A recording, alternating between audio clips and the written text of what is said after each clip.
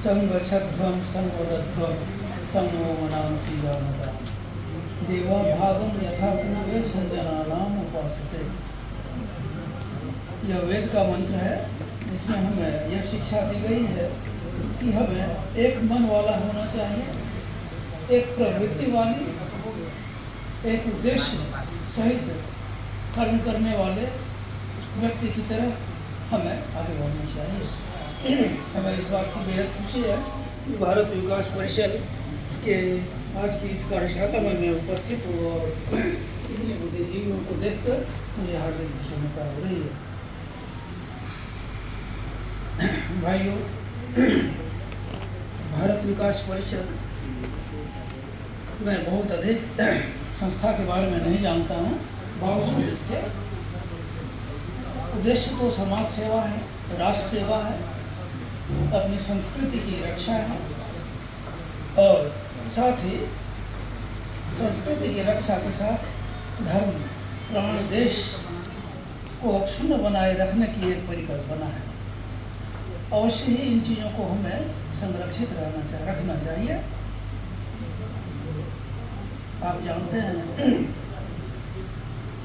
Doctor Radhakrishnan ने कहा कि इतिहास का निर्माण 100 वर्षों के समय से होता है और 100 वर्षों के इतिहास का निर्माण 100 इतिहास को मिला करके संस्कृति का निर्माण होता है, ट्रेडिशन का निर्माण होता है। और वो कहते हैं कि इसलिए हमें अपने ट्रेडिशंस को, अपने संस्कृति को, अपनी सभ्यता को नहीं भूलनी चाहिए। हम भूलते जा रहे हैं, किंतु इस बात की बेहद खुशी है वर्तमान सरकार ने इस दिशा में बहुत सारे कार्य किए हैं। हो सकता है इस कार्य में कुछ समस्याएं भी हो रही हैं, होती होंगी, किंतु इसके बावजूद यह मेरा दृढ़ विश्वास है कि सरकार ने जिस संकल्प को लिया है, अपने राष्ट्र की संस्कृति के पुनर्जागरण का जो संकल्प लिया है, यह क्रमशः आगे बढ़ता रहेगा और हमें दिशा देती रहेगी और हम अपनी संस्कृति को अक्षुण्ण बनाने में ही नहीं बल्कि संपूर्ण विश्व में अपने को हम आगे बढ़ा करके सर्वोच्च पद पर स्थापित करने की हम परिकल्पना भी करते हैं। आप जानते हैं 1893 में स्वामी विवेकानंद ने शिकागो धर्म महासभा में भाग लिया था।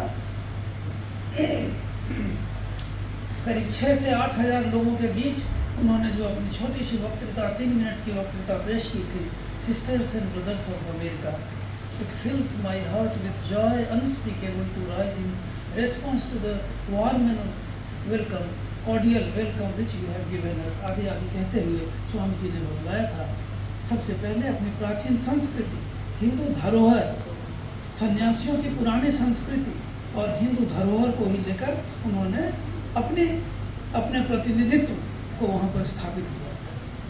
और उनका तात्पर्य था कोई एक हिंदू धर्म नहीं बल्कि सर्वांगीण रूप से हिंदू धर्म का प्रतिनिधित्व करा। स्वामी विवेकानंद को हिंदू धर्म की ओर से कोई प्रतिनिधित्व नहीं प्राप्ति हुई थी। भारतवर्ष के पंडितों ने न इन्हें कोई पंडित प्रतिनिधित्व की कोई चिट्ठी दी थी, न किसी राजा ने भी दिया था, किसी ने भी नहीं दिया था, न स्वामी विवेकानंद किसी संस्था के प्रतिनिधि के रूप में गए हुए थे। अवश्य ही वह रामकृष्ण के शिष्य थे और रामकृष्ण की बातों पर विश्वास करते थे। उनकी अनुभूतियों को उन्होंने स्वयं भी अनुभूत किया था। वैसी अनुभूतियाँ एकम सद विप्रा बहुधा वदन्ति, ऐसी अनुभूतियाँ जिसमें रामकृष्ण परमहंस ने सभी धर्मों को अक्षरशः पालन किया और पालन कर उन धर्मों के मूल तत्वों की उपलब्धि की, कम समय में उपलब्धि की। और उन्होंने बंगला में एक वाक्य कहा, ज्योतो मत तोतो पथ, as many paths so many ways. उन्होंने सीधा उदाहरण दिया, पोखरा एक है किंतु विभिन्न गांवों से आने के विभिन्न रास्ते हैं अवश्य ही यह उनका बहुत ही बड़ा आदर्श था, मानव सभ्यता को जोड़ने का आदर्श था, भौतिकता के ऊपर आध्यात्मिकता के जागरण का संदेश था। किंतु हमें यह भी ख्याल रखना चाहिए वर्तमान समय में अथवा भारतवर्ष में जिस प्रकार हम जानते हैं भगवान श्री कृष्ण ने कहा है अपने भगवत गीता में, यदा यदा ही धर्मस्य ग्लानिर्भवति भारत अभ्युत्थानं धर्मस्य तदात्मानं सृजाम्यहम् आदि की जो बातें की हैं, तो जब जब ग्लानि होती है तब तक महापुरुषों का उदय होना यह निश्चित है। वैदिक काल के महापुरुषों ने वैदिक मंत्रों को उन्होंने दृष्टा के रूप में उन्होंने देखा, उन्होंने कविताएं लिखी नहीं।